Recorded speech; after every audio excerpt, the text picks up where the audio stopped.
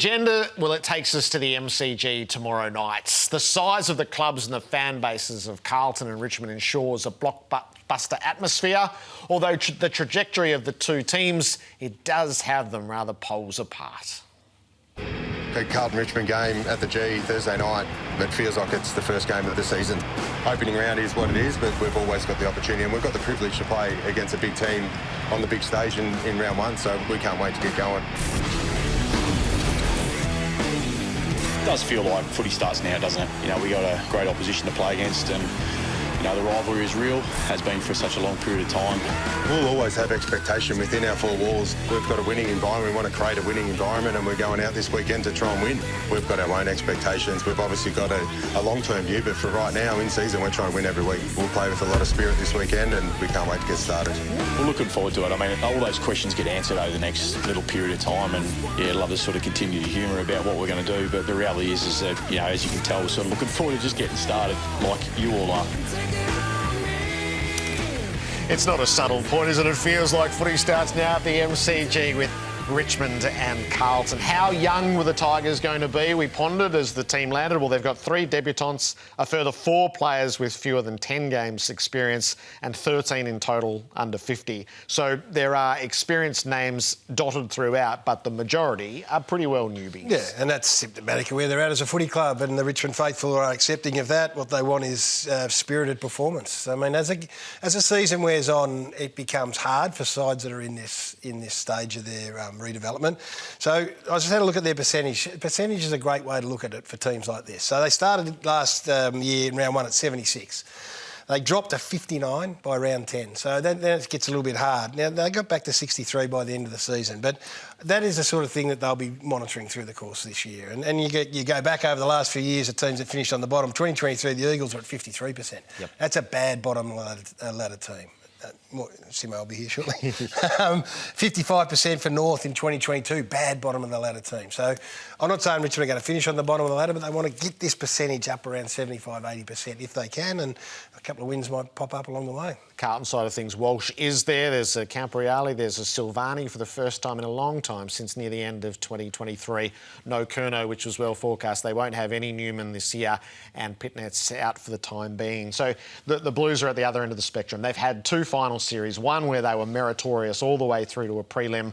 Last year they blew their last 6 weeks and bowed out pretty ordinarily in an elimination final. There's no room for any sentiment whatsoever here from this Carlton Football Club. They were embarrassed in their last outing. Let's not forget that. They've gone up to the Gabba to play that first final. In the blink of an eye, that game was over. 5 goals, 5 to nothing at quarter time in a big final. Their fans had travelled, so they've had to sit on that for a while. I know they kicked some goals late in that game that made the scoreline look a bit better than it was, but there's a fair bit at stake for these guys tomorrow night. So, yeah, I don't think that this Richmond Footy Club could be expecting any favours from Carlton, and nor should they, and it's going to be a really interesting contest. There are senior players in this Richmond side. You mentioned it. The debutants 3, as you said, 8-24 or less. But you got Tom Lynch there, you got Broad, you got Vlosten, you got Short, you got Hopper and Taranto through the middle of the ground. So there's some experience there as well. So there's no excuse just to roll over and say, oh, well, we're that young that we couldn't be competitive for long enough. Nor would they be thinking this way, Richmond. And as you said, early on in the piece, you get yourself up for these occasions. Yeah, you've got to be vibrant and full of energy as you hit the season, and Carlton's job is to professionally squash that and then quickly take it away. Yeah, well, if they're going to be a ruthless competitor, as you'd hope they would be, that's exactly what they should do. All right. For Collingwood, it's all coming to a pointy... Well, it's not a conclusion, is it? But it's very weird that so early in the season you could get a game with so much on it. There was a bit to tidy up for Craig McRae today. The real issue, though, is how will they respond to an underwhelming performance first up? I'm cheeky, Tom. I'm cheeky, and I've got a great relationship with Kingers. And so I have a bit of banter with Kingers, but then I realise really quickly, particularly when my wife tells me the next day, you can't do that, Craig. And I understand for the look of the game, it's not what we wanted for the AFL or for young coaches aspiring to be more than that. Sometimes I get a bit too cheeky, but I apologise for that. Well, we're talking about how we finished the game off. Like, there's certain things that you've seen. Everyone, the Collingwood supporters have seen the last few years, our endeavours and wants to finish games and fight to the last second. We addressed it. We weren't happy with the way we finished the game. They kicked 6 of the last 7 goals. And we talk to those things, and then, we have an opportunity to go out in a short period and make sure it's hotter for Port when they come over than it is for us. It's the apology at the start, which I'm sure is the right thing to do. Are we absolutely sure that we're not humiliating the most important and respected figures in the game over something that nothing happened?